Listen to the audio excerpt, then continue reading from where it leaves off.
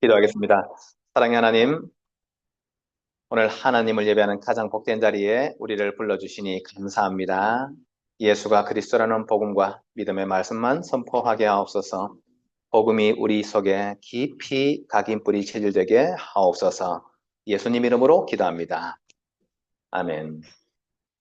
우리는 예수 그리스도의 복음을 가졌습니다. 그렇죠? 요한복음 3장 16절 말씀. 하나님 세상 이처럼 사랑하사 독생자를 주셨으니 이는 그를 믿는 자마다 멸망하지 않고 영생을 얻게 하려 하심이라. 예수 그리스도 믿고 구원받은 이 복음을 가지고 지금 우리는 이제 여정을 가는 것입니다. 여정을 가는데 하나님께서 어떤 상황에서도 혼자 살아남을 수 있는 비밀을 주셨고 흔들리지 않는 발판을 주셨고 구원받은 자의 확신을 주셨고 세상의 흐름을 읽고 세상 흐름을 움직일 수 있는 흐름의 비밀을 주셨고 그리고 우리가 하나님의 말씀 속에서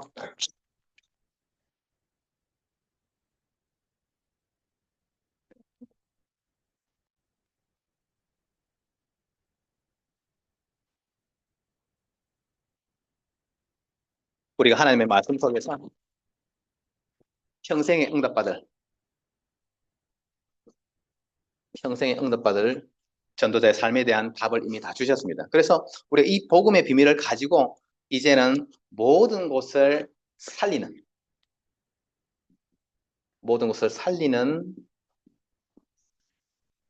빛의 축복을 누리는 것입니다. 이것은 우리가 캠프라고 표현을 합니다.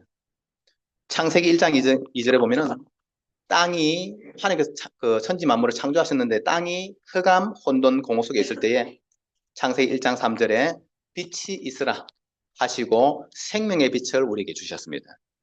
창세기 3장에 선악과를 먹고 모든 사람이 죄악 가운데 멸망 가운데 빠졌을 때 하나님께서 즉시 창세기 3장 15절을 말씀하시면서 여자의 후손이 뱀의 머리를 상하게 할 것이라고 구원의 비밀을 우리에게 주셨습니다. 그리스도에 대한 비밀을 처음부터 주셨습니다. 창세기 6장에 세상이 죄로 말미암아 하나님께서 홍수로 온 세상을 심판하시려고 할 때 그때 믿음 가진 사람들 소수를 하나님께서 부르시고 구원의 방주를 주셔가지고 거기에서 살아남을 수 있는 비밀을 주셨습니다. 창세기 11장에 온 세상이 힘을 모아가지고 하나님을 대적할 그때에 하나님께서 하나님의 말씀을 듣고 살아날 아브라함에게 말씀하시기를 너는 본토 친척 아버지의 집을 떠나 멸망할 세상을 떠나서 하나님께서 너에게 지시하는 내가 지금 너에게 지시할 땅으로 구원의 땅으로 가서 그곳에서 메시아 그리스도의 축복을 누리라고 말씀하셨습니다. 그러니까 우리 어떤 상황 속에 있더라도 하나님은 우리를 구원하실 수 있는 답과 비밀을 다 가지고 계신 것입니다. 그것이 우리가 말하는 복음인 것입니다. 그래서 우리 가족들은 이번 한 주간 어떤 상황이나 어떤 일이 있었다 할지라도 그것에 마음 뺏기지 마시고 하나님께서 우리를 이끌어 가시는 그 하나님의 인도하심 속에 우리를 믿고 맡길 수 있는 그 믿음을 또 회복하고 또 한 주간 도전하시기 바랍니다. 하나님 살아계시는 거 우리 너무 잘 알고 있습니다. 하나님께서 자기를 찾는 자들, 하나님을 바라보는 자들을 축복하신다는 사실들을 우리 너무 잘 알고 있습니다. 그래서 믿음에 흔들리지 마시고 오늘 제목처럼 그리스도와 함께하는 축복 누리시기를 바랍니다. 그리스도와 함께하는 축복을 누리시기 바랍니다. 이스라엘 백성들이 400년 동안 애굽에서 노예살이하고 있을 때 하나님께서 모세라고 하는 지도자를 세워서 애굽에서 400년 노예살이했는데 건져내서 이제 40년 광야길을 지나서 가나안 땅 앞으로 인도하셨습니다. 그리고 여호수아라고 하는 지도자를 하나님께서 세우셔서 가나안 땅을 정복해 가도록 그래서 여호수아와 함께 요단강을 건너서 가나안 땅을 이렇게 정복해가는 과정들을 이렇게 확 진행을 하시고 마지막에 얼마 남지 않은 상황에서 이제 여호수아가 이제 그 하나님께로 이제 부르심을 받았습니다. 여호수아가 살아있는 동안에는 이스라엘 백성들이 하나님을 잘 섬겼다고 되어 있습니다. 근데 사사기 2장 7절에 보면은 여호수아와 또 여호수아 뒤에 생존한 장로들 곧 여호와께서 이스라엘을 위하여 행하신 모든 큰 일을 본 자들이 사는 날 동안에 여호와를 섬겼다고 되어 있습니다. 믿음 가진 우리 가족들은 하루라도 더 오랫동안 사시면서 복음의 정인으로 서시는 것이 그것이 세계복음하는 길입니다. 그렇죠? 여호수아와 또 함께 하나님의 역사를 본다. 예를 들면은 광야길에 행하신 역사, 그리고 이 요단강을 건너시고 하는 이 모든 역사들을 본 사람들, 그 사람들이 살아있는 동안에는 이스라엘 백성들 다 하나님을 섬겼는데 이제 그들이 떠난 뒤에는 그 뒤로는 어떻게 됐습니까? 하나님을 버리고 하나님께서 싫어하는 바알과 우상들을 섬기고, 그래서 하나님께서 이스라엘 백성들이 하나님을 떠나고 우상 가운데 빠진 것을 보고 사실은 하나님께서 진노하셔서 이스라엘 백성들이 마지막에 쫓아내지 못한 그 민족들이 남아있는데 그들을 완전히 쫓아내지 못하고 그들을 당할 수 없도록 해서 사사기 동안에 계속 고난을 당했습니다. 뭐, 그, 블레셋만 그런 게 아니고, 그, 저기, 뭐야, 뭐, 구산 리사다임, 그 다음에 또 뭐, 그, 여러 족속들, 주변에 있는 모든 족속들, 아모리 족속이라는 이런 사람들이 일어나가지고 계속해서 이스라엘을 괴롭히겠습니다. 그러니까 우리가 문제가 올 때에 이 문제를 보고 우리는 쉽게 생각할 때, 음, 예를 들면 아수르가 이스라엘 괴롭히면 이 아수르 인간 이상한 놈들이다. 아람이 괴롭히면 아람이 이상한 놈들이다. 블레셋이 그러면 블레셋이 이상한 놈들이 이렇게 생각할 수 있는데 하나님의 성경을 우리가 바르게 이해하면은 지금 내가 복음을 놓치고 있는지를 생각해야 되는 거예요. 내가 하나님 바라보는 것을 놓치고 있는지 이거 사실 생각해야 되고, 내가 구원의 길 그리스도 예수를 놓치고 있는지를 생각하고 빨리 믿음으로 돌아가야 되는데 지금 사사기 동안에는 사실 이 일들을 행하지 못했던 것입니다.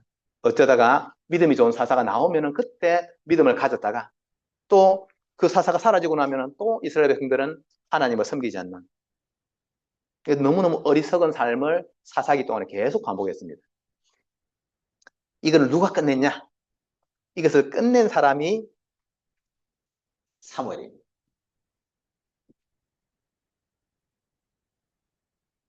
사무엘은 사사 중에서 마지막 사사고, 사사 중에서 마지막 사사입니다. 사무엘이 왕을 세웠기 때문에 이제 사사 시대가 끝이 나게 되는데 마지막 사사가 사무엘입니다.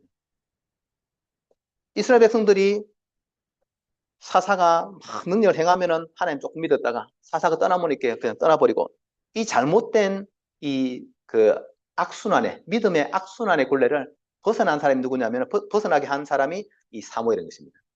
그래서 우리는 사무엘이 어떤 기도를 하나님께 드렸는지 함께 보아야 되는 것입니다. 사무엘이 사사로 세워진, 사무엘이 쉽게 말하면 지도자로 세워진 그때가 어떤 시대냐? 하나님의 말씀과 하나님을 향한 기도가 끊어진 시대에 사무엘은 지도자로 세워진 겁니다. 그때 당시에 엘리라고 하는 대제사장이 있었는데 이 엘리 대제사장은 사실 하나님을 믿는 믿음이 참 이렇게 성경에 보면 잘 드러나지 않는 그런 사람입니다. 그래서 엘리라고 하는 사람이 대제사장으로 있었지만은 하나님의 말씀을 전한다든지 또 정말 기도로서 이 시대를 살리고 이 이스라엘 민족을 살린다든지 이런 부분들이 안 되어지니까 그때 많은 주변 민족들이 일어나가지고 계속 전쟁을 치르게 됩니다. 그리고 이 엘리 대제사장의 아들이 둘이 있었는데 이 두 아들도 안타깝게 제사장인데 하나님을 섬기지 않는 부패한 모습들을 보여주게 됩니다. 그래서 하나님의 말씀도 끊어지고 이상도 끊어지고 정말로 하나님이 함께 하시는지를 알 수 없는 그런 시대에 하나님께서 이 사무엘을 세우신 것입니다. 그런데 사무엘이 어디에서 잠을 잤냐면은 사무엘이 잠을 잔 곳이 어디냐면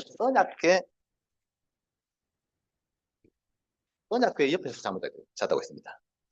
하나님의 언약궤가 있는 여호와의 전에서 잠을 잤다고 했습니다. 아예 잠을 하나님의 시경을 교회에 와서 잠을 자는 거죠. 우리가 요즘은 잘 안 하는데 우리 언제 저기 교회에서 잡니까? 옛날에 요즘 잘 안 하는데 옛날에 철야기도 하면 진짜 밤을 꼴박 새잖아요. 그때 그러면은 우리 친구들하고 같이 이제 한 번씩 이제 시간 많을 때는 한 번씩 방학 때 교회 이제 금요 철야 예배에 참석하고 거기서 이제 교회에서 자고 아침에 누가 라면 끓여주면 먹고 그렇게 했거든요. 근데 이 복된 것을 사무엘은 맨날 했어요, 맨날. 아예 그냥 대제사장은 자기의 처소에서 잠을 잤다고 돼 있고 이 사무엘은 하나님의 언약궤가 있는 성전에서 잠을 잤다고 돼 있습니다. 이거는 무슨 뜻이겠어요? 얼마만큼 기도가 그렇죠? 그러니까 사무엘에게 기도는 뭐냐? 삶의 중심. 사무엘의 삶의 중심이 하나님과 함께하고 하나님께 기도하는 것이었던 거죠. 그래서 이 사무엘이 하나님의 그 언약과 또 하나님 언약궤의 의미를 알고 정말 깊은 기도 속에 들어가니까 하나님께서 이 사무엘에게 말씀을 보여주시고 이상을 보여주시고 하나님의 뜻을 전달하는 그 지도자로 하나님께서 이 어린 사무엘을 쓰시기 시작한 것입니다.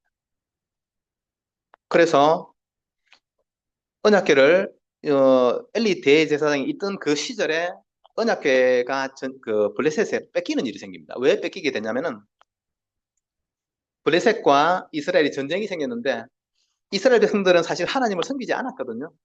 근데 이제 언약궤가 있으면은 예전에 그 광야 시대를 경험했기 때문에 언약궤가 있으면은 전쟁에서 이긴다라고 하는 그 생각이 있었던 거죠. 그러니까 평상시에는 하나님 섬기지 않다가 문제 생기니까 이제 문제를 해결하기 위해서 언약궤를 전쟁터로 가져오라 해가지고 전쟁터로 가지고 가게 됩니다. 그때 이제 엘리 대제사장의 두 아들들이 쉽게 말하면 제사장이니까 언약궤를 가지고 전쟁터로 향하게 되는 것입니다. 늘 하나님을 섬기는 삶 속에서 우리가 하나님께 어떤 특별한 기도를 할 수도 있지만 하나님 섬기지 않고 하나님 믿지도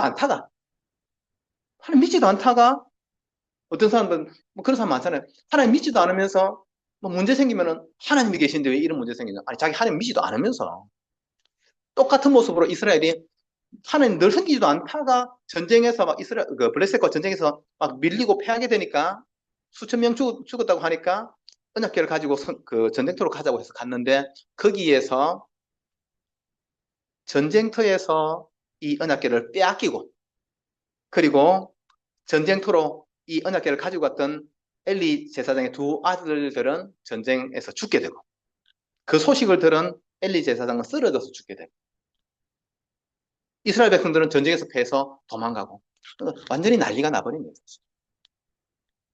우리가 하나님을 믿는 믿음을 가지고 기도하고 하지만은 그 진짜 평상시에 하나님을 바라보고 하나님을 믿는 것이 더 중요하지 않나 그런 생각들을 해봅니다. 그래서 이 사무엘은 늘 삶의 중심이 하나님과 함께하는 것 언약궤 여기에 있었기 때문에 이런 그 언약궤가 하나님 예배할 수 있는 이 언약궤가 그 블레셋에 뺏긴 것을 놓고 너무나 사실은 이렇게 마음 아파하고 기도했던 것입니다. 근데 블레셋이 언약궤를 가져갔는데 언약궤가 가는 곳마다 블레셋에 재앙이 생기니까 뭐 가드 지역에도 갔다가 뭐 그 아스돗에 갔다가 가는 데마다 하나님이 재앙을 내려버리니까 이 블레셋 사람들이 무서워가지고 언약궤를 돌려보내게 됩니다. 돌려보내는데 그때 이 언약궤를 사실은 이스라엘 백성들이 일어나가지고 함께 막 힘을 모아서 이렇게 하나님 섬기고 해야 되는데 그렇게 하지 못하고 그 산에 사는 그 아비나답이라고 하는 사람의 집이 있어가지고 그 집에다가 이 언약궤를 모셔가지고 그냥 사실은 이렇게 방치를 하게 됩니다. 20년 동안. 그러니까 이 사무엘이 얼마나 사실은 이렇게 늘 삶의 중심이 언약궤고 삶의 중심이 하나님이었는데 언약궤를 산에 있는 그 아비나답 집에 방치하게 되니까 얼마나 사실은 마음이 아팠겠습니까? 그래서 그 기도하고 하는 중에 하나님께서 20년 정도 시간이 지나니까 그제서야 이스라엘 백성들이 이제 하나님을 찾기 시작하는 거예요. 그리고 언약궤가 그 아비나답의 집에 사실은 이제 방치되어 있는 거죠. 이 방치되어 있는 이것을 안타까워하고 막 그런 그 시간들이 주어진 것입니다. 그때 이 사무엘이 오늘 우리가 본 것처럼 그 사무엘상 7장 3절 4절을 보면은 사무엘이 이스라엘 온 족속에게 말하여 이르되 만일 너희가 전심으로 여호와께 돌아오려거든 이방 신들과 아스타롯을 너희 중에서 제거하고 너희 마음을 여호와께로 향하여 하나님만을 그만을 섬기라. 그리하면 너희를 블레셋 사람의 손에서 건져내시리라. 이 말을 듣고 4절에 이스라엘 자손이 바알들과 아스다롯을 제거하고 여호와만 섬기니라. 그러니까 사무엘의 이 말씀을 듣고 이스라엘 백성들이 이제 하나님 말고 다른 우상 섬기던 것을 버리고 이제 하나님을 섬기기 시작한 것입니다. 그러면서 그러니까 사무엘이 두 가지 말한 것입니다. 여호와께 돌아오라. 우상을 버리고 여호와께 돌아오라. 그리고 또 사무엘이 한 가지 더 이야기한 것이 5절에 미스바로 모이라. 지금 사무엘이 미스바라고 하는 지역을 선택을 했습니다. 미스바는 히브리어로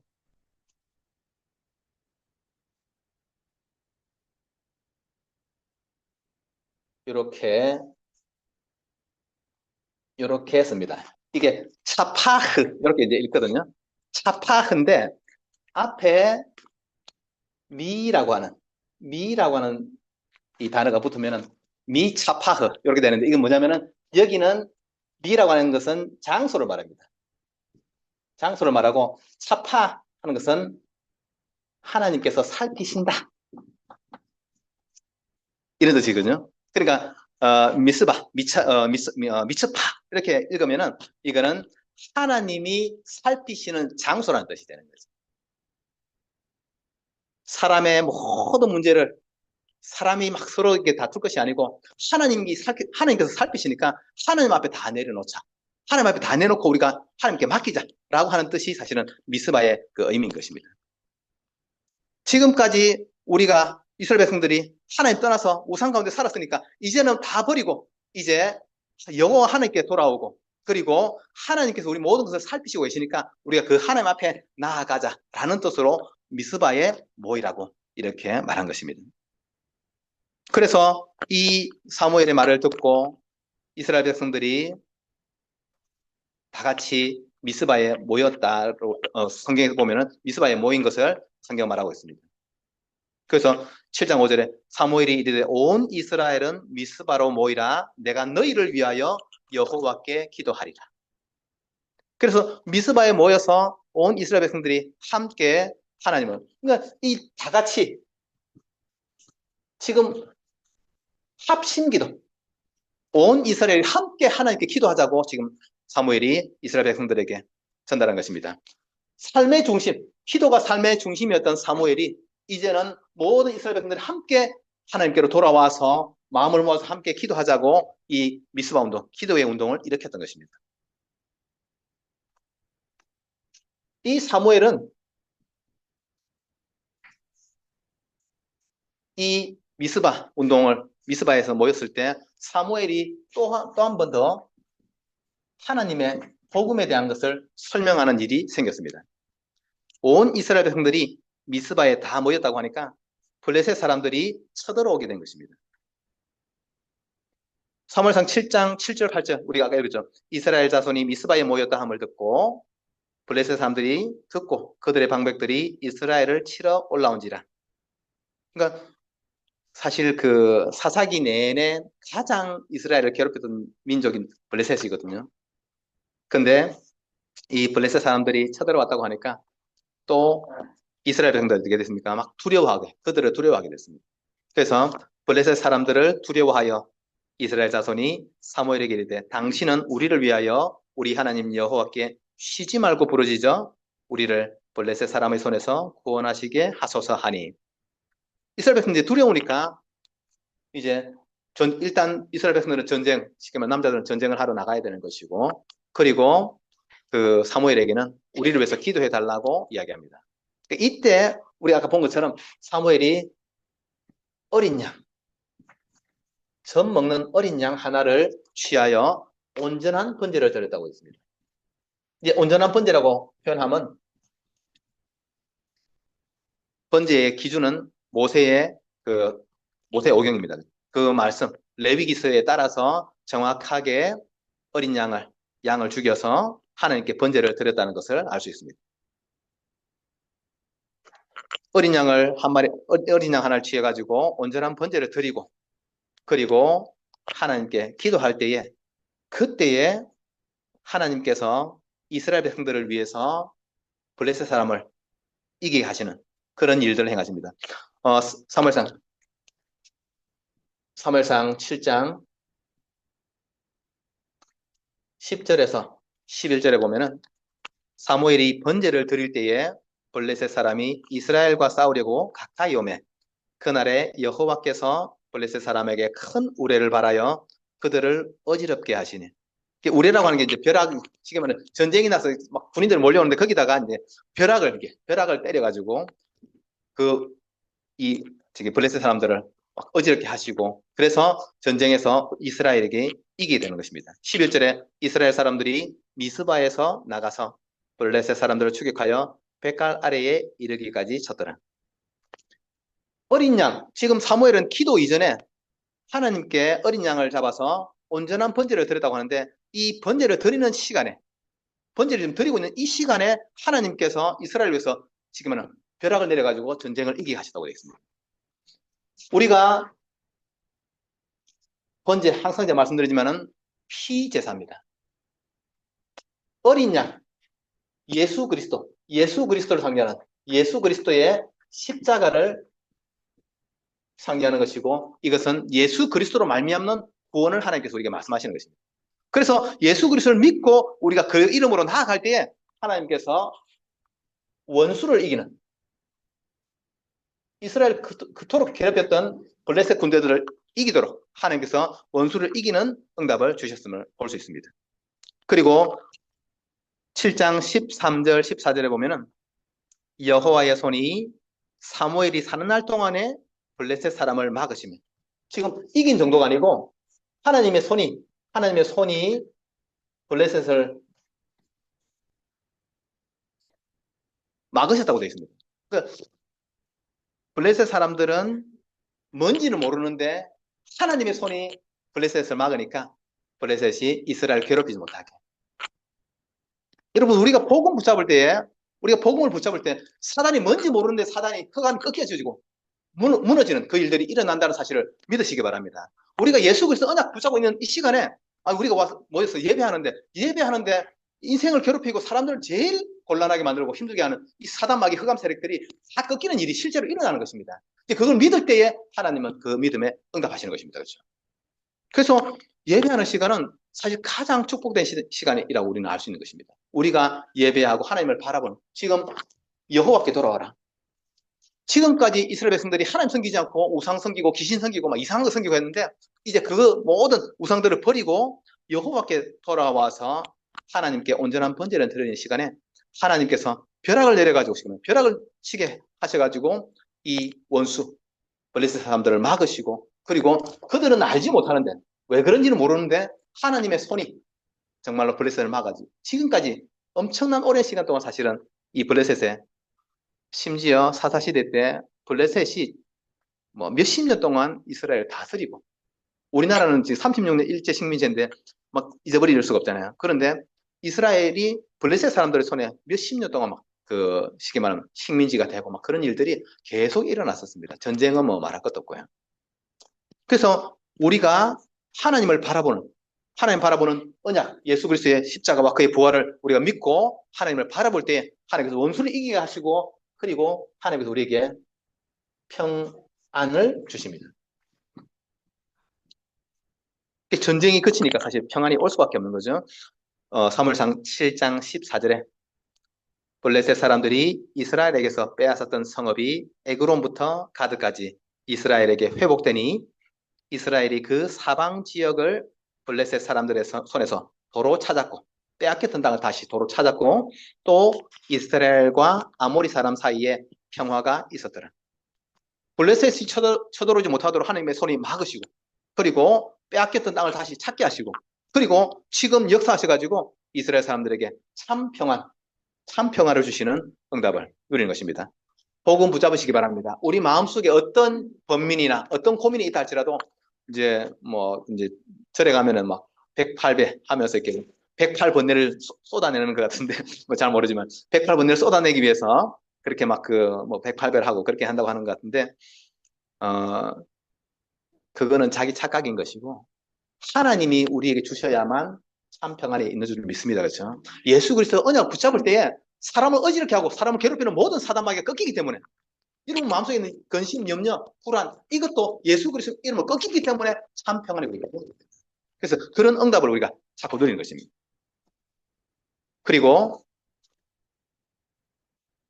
올바른 복음과 언약을 붙잡고 있을 때 하나님께서 참된 제자를 참 제자를 세우시는 일이 일어나는 것입니다.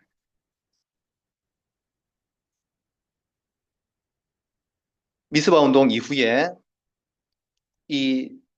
미스바 운동 이후에 사무엘이 이스라엘 지역을 이렇게 순회를 하면서 이스라엘 지역을 쉽게 말하면 다스렸다고 성경 기록하고 있습니다. 그런데 이제 시간이 지나니까 또 이스라엘 백성들이 이제 무엇을 말하냐면은 우리에게 왕을 달라. 우리에게 왕을 달라. 다른 나라들처럼 우리가 왕이 없어가지고 우리가 막 나라가 어지럽고 한 것이니까 우리에게 왕을 세워달라고 요구를 합니다. 그러니까 지금도 이스라엘 백성들은 정신을 못 차린 거죠. 우리가 하나님께 돌아오고 우리가 하나님 모든 것을 살피시는 하나님 앞에 우리가 나아가서 서면 되는 것인데 지금 이 본질적인 부분을 이스라엘 백성들은 생각하지 않고 맞아, 다른 나라는 왕이 있는데 우리가 왕이 없어가지고 우리나라가 힘든 거야 라고 착각을 하게 되는 것입니다.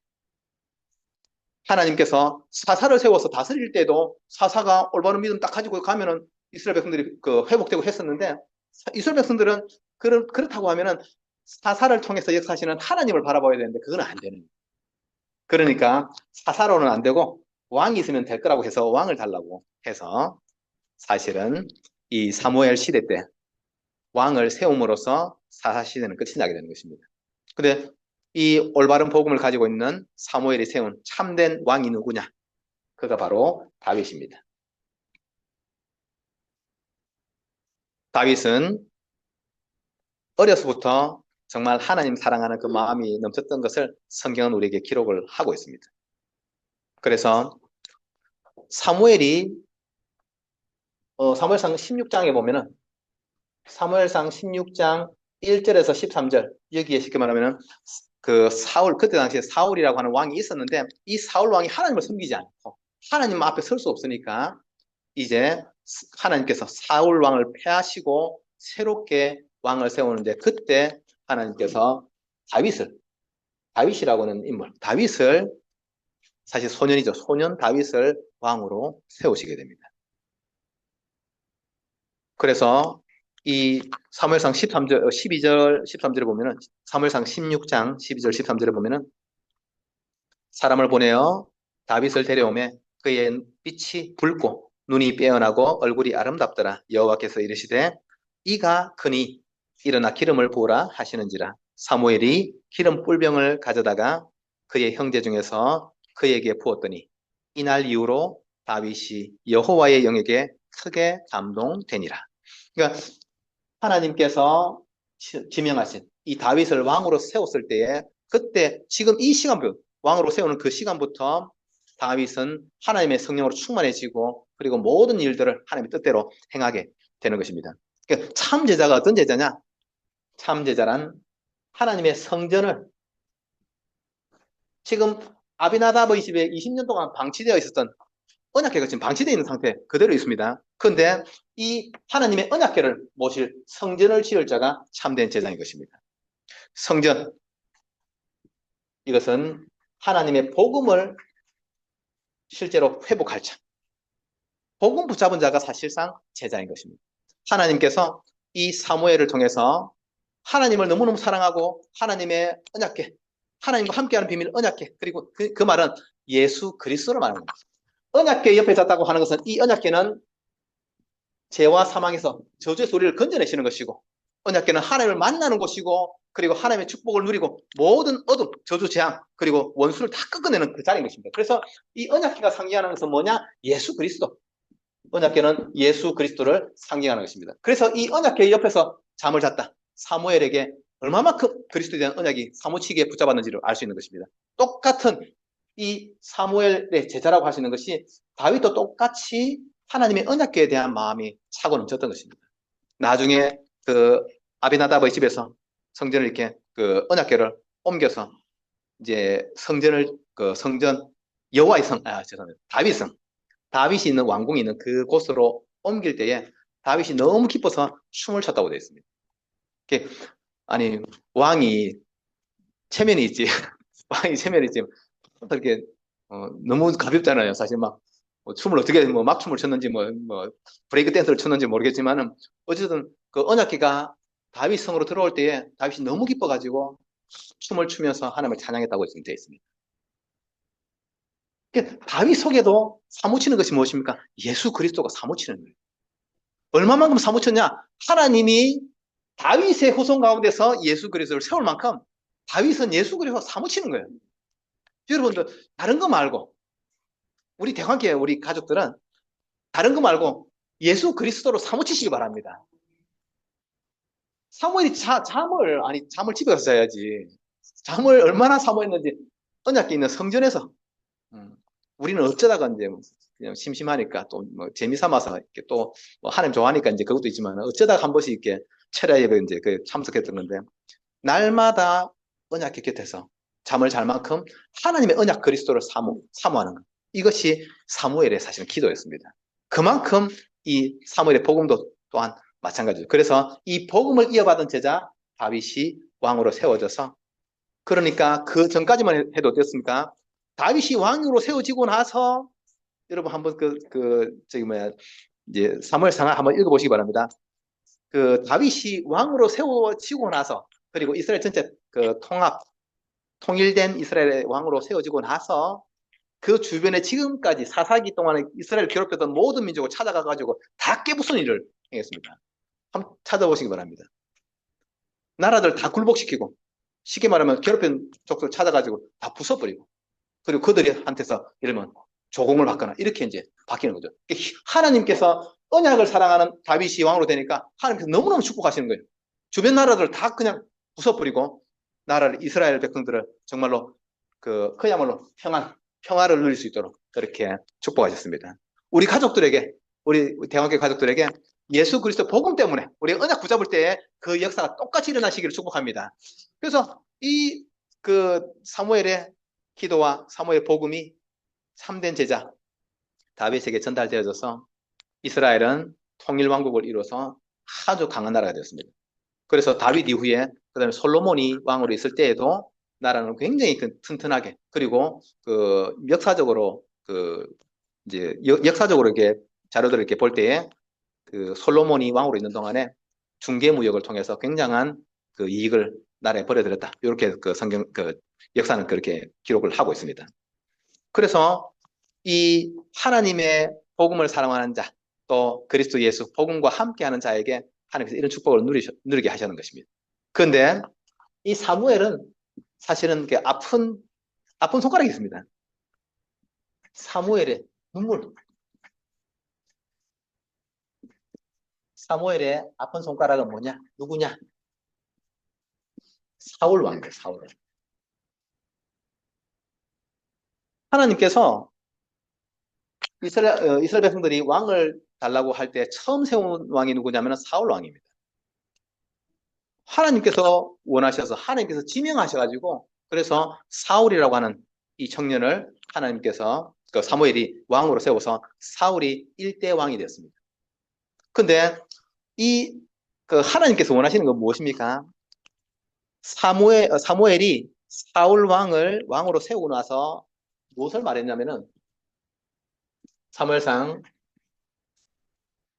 12장 14절 15절에 보면은 사무엘이 이제 왕이 세워졌기 때문에 자기는 이제 지도자, 통치자의 자리에서 물러나는 것 아니겠습니까? 그때 마지막으로 당부한 말이 사무엘상 12장 14절 15절입니다. 너희가 만일 여호와를 경외하며 그를 섬기며 그의 목소리를 듣고 여호와의 명령을 거역하지 아니하며 또 너희와 너희를 다스리는 왕이 너희의 하나님 여호와를 따르면 좋겠지만은 너희가 만일 여호와의 목소리를 듣지 아니하고 여호와의 명령을 거역하면 여호와의 손이 너희의 조상들을 치신 것 같이 너희를 치실 것이라. 사무엘은 우리 그 12장, 14절, 15절 요 어떤 그 문장의 뉘앙스를 보면 아시겠죠? 사무엘은 그게 안 될 거라는 걸 지금 알고 있습니다. 하나님만 섬기고 하나님만 오직으로 그죠? 바라보고 그 말씀을 청종하고 명령을 따라가고 함께 하나님을 경외하고 그렇게 하면 얼마나 좋겠냐. 꼭 그렇게 해라. 그런데 만일 너희가 하나님의 목소리를 듣지 않고 명령을 거역하고 하나님을 정말 따르지 않으면은 그러면은 여호와의 손이 너희의 조상들을 치신 것 같이 너희를 치실 것이라. 사무엘이 지금 이미 보았습니다. 그렇죠? 사무엘이 사사시대 그 14명의 사사시대 동안에 하나님께서 얼마만큼 이스라엘 백성들을 힘들게 하셨는지 안 믿으니까 하나님께 돌아오지 않으니까 그렇죠? 그래서 이스라엘 백성들을 굉장히 괴롭게 하셔서 하나님께 돌아올 수 있도록 그렇게 하셨는데 너희들이 하나님만 섬기면 좋겠는데 안 그러면은 하나님께서 그 사사시대 때 이스라엘 백성들을 힘들게 했던 것처럼 치신 것처럼 너희들에게 똑같이 그렇게 너희를 치실 것이다. 이렇게 사실은 안타까운 마음으로 경고하고 또 하나님을 사랑하기를 이렇게 부탁을 했습니다. 근데 이제 누가 안 되냐? 이 사울 왕이 안 되는 거예요. 사울 왕이 너무너무 하나님을 참 사울 왕이 너무너무 하나님을 거역하는 거예요. 하나님께서 사울을 왕으로 세우시고 정말 믿음 안에서 하나님을 잘 따르고 그리고 하나님께서 행하시는 일들이 있기 때문에 사실은 많은 나라를 예를 들면 전쟁을 하기도 하십니다. 하나님께서. 근데 아각 하나님께서 이 아말렉 족속을 전쟁을 치르게 하십니다. 그 전쟁을 치르고 거기 가서 거기 있는 사람들과 또 거기에 있는 모든 가축들, 짐승들을 다 죽이라고 명령하시는데 사울 왕이 이 말씀대로 그 아말렉 족속을 치고 나서 누구를 살려오냐면은 그때 당시에 왕이었던 아각이라고 하는 왕을 살려서 옵니다. 하나님 분명히 다 죽이라 그랬는데 아각을 살려서 데려오고 그리고 아각 그 왕이니까 재산이 많을 거 아닙니까? 그 아각이 가지고 있는 황소, 그 다음에 양 이런 좋은 것들이 있는데 이거는 이제 사울 왕이 한 게 아니고 백성들이 왜 전쟁을 치렀는데 이제 그 전리품 전쟁을 치르고 나서 왜 뭔가 이렇게 수입이 생기기를 바라잖아요. 그러니까 그 아각 왕이 가지고 있는 이 가축들 중에서 아주 좋은 황소나 양이나 이게 살찌고 좋은 것들은 그러면 그 명분을 핑계를 뭐로 댔냐면은 우리가 이걸 가져가서 하나님께 제사 드리면 되지 않냐고 하면서 그것들을 좋은 것만 골라 나쁜 것들은 죽이고 좋은 소와 이런 것들을 살려서 이렇게 데리고 옵니다. 하나님께서 명령하신 것을 쉽게 말하면 그대로 정면으로 이렇게 위반하는 거죠. 이게 우리가 신앙생활 하면서 자기의 생각, 자기 주장,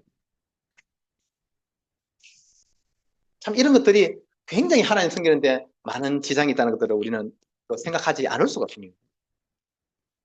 그래서 하나님께서 이 사울 왕이 하나님의 말씀을 거역하고 이런 일들을 행할 때에 거기에서 정말 하나님께서 사실은 이렇게 사울을 왕으로 세운 것을 후회하시고 그런 그 기록들이 성경에 나옵니다. 그래서 이 일로 인해서 정말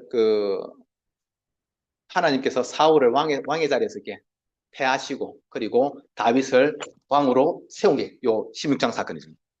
그래서 15장에 보면은, 사무엘상 15장에 보면은, 이게 정말 이게 그 마음이 아픈 그 구절입니다. 15장 22절, 23절에 사무엘이 이르되 여호와께서 번제와 다른 제사를 그의 목소리를 청종하시는 것을 좋아하심 같이 좋아하시겠나이까?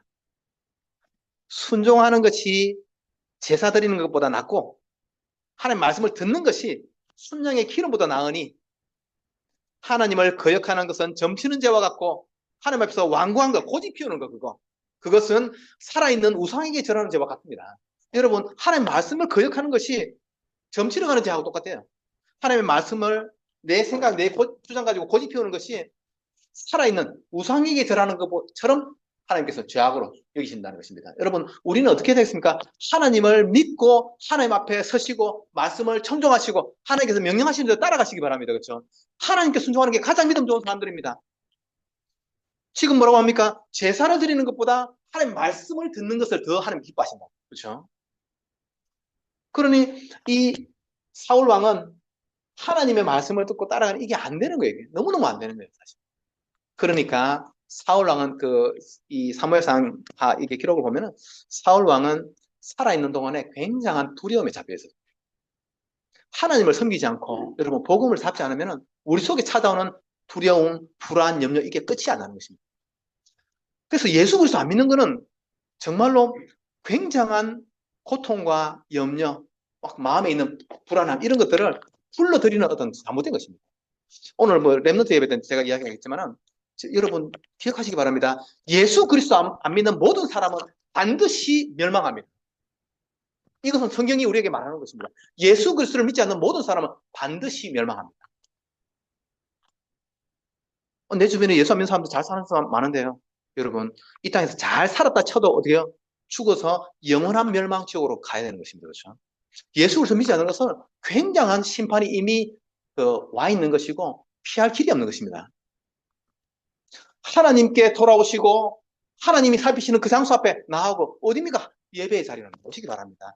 하나님을 섬기는 것이 가장 절대인 것입니다. 그렇죠? 그런데 사울왕이 그게 안 되는 거예요. 사울왕은 너무나 사실은 진짜 사울왕이 평생 했던 게 무엇입니까? 왕이 되고 나서 처음에 조금 하나님 인도받고 잘했는데 시간이 조금 지나고 나서 지금은 다윗이 골리앗을 무찌른 그때부터 해가지고 사울 왕의 죽을 때까지 오로지 소원이면 우리의 소원은 통일이 아니고 사울 왕의 소원은 다윗 잡아 죽이는 게 소원이었어요. 어떻게 축복을 받겠습니까? 하나님이 세우신 왕의 자리에 세우신 자를 사람이 자기 힘으로 어떻게 이길 수 있겠습니까? 이길 수도 없는 거죠, 사실. 그래서 이 사울 왕은 평생에 죽을 때까지 두려움과 불안함 속에서 살았던 것을 이렇게 기록하고 있습니다. 그리고 그 골리앗과의 전쟁할 때 다윗이 심부름을 갑니다. 아버지가 쉽게 말하면 빵하고 떡을 줘가지고 이것을 천부장에게도 주고 그리고 형님들한테도 주고 오라고 이제 심부름을 갔는데 다윗이 가서 첫 번째 느낀 게 뭐냐? 갔더니 이 미친놈, 키 큰 미친놈 하나가 골리앗이 나와가지고 하나님을 모욕하고 하나님의 군대 이스라엘을 모욕하는 것을 들었습니다. 일단 화가 난 거죠, 사실은. 그리고 또 이 다윗이 느낀 게 뭐겠습니까? 이스라엘 백성들, 군인들이 두려움에 잡힌 걸 봤어요. 그리고 다윗이 사울왕 앞에 가서 마지막에 이제 쉽게 말하면 다윗이 이제 저 미신놈 골리앗하고 싸우겠습니다 해가지고 마지막으로 사울왕한테 이제 허락을 받으러 가는데 그때 다윗이 이렇게 말합니다. 사람이 저로 말미암아 이 미신놈 골리앗으로 말미암아 낙담하지 말 것입니다. 라고 했습니다. 나는 그 말을 왜 했을까? 많이 생각해 봤는데 아무리 생각해도 제 생각은 그렇습니다. 사울 왕이 지금 두려워서 낙심해 있는 것을 보고서 쉽게 말하면 위로의 말을 던진 것입니다. 저는 그렇게 이해를 합니다. 그리고 나서 다윗이 나가가지고 이 골리앗을 한 방에 진짜 뭐 악소리도 못하게 그냥 이렇게 죽여버리죠, 사실은. 하나님의 복음을 가진 사람은 모든 있는 현장에 정말로 빛이 되는 것입니다. 그렇죠? 여러분 복음 붙잡고 여러분들이 학교로 가시고 회사로 가십시오. 그러면은 거기에 있는 사람들이 낙심하고 힘들고 방황하는 사람들이 틀림없이 여러분 보고 뭔가 저 사람 보면 참 힘이 나고 기분 좋고 틀림없이 그렇게 느낄 것입니다. 복음을 가진 사람이 나가면은 어둠 속에, 흑암 속에, 두려움 속에, 불안 속에 있는 사람들이 다 치유받는 그런 일들이 실제로 일어나는 것입니다. 사울 왕은 그것을 실제로 경험을 해놓고도 끝까지 하나님을 섬기지 못하고 하나님 거역하는 길, 하나님 반대하는 길로만 계속 다녔던 것입니다.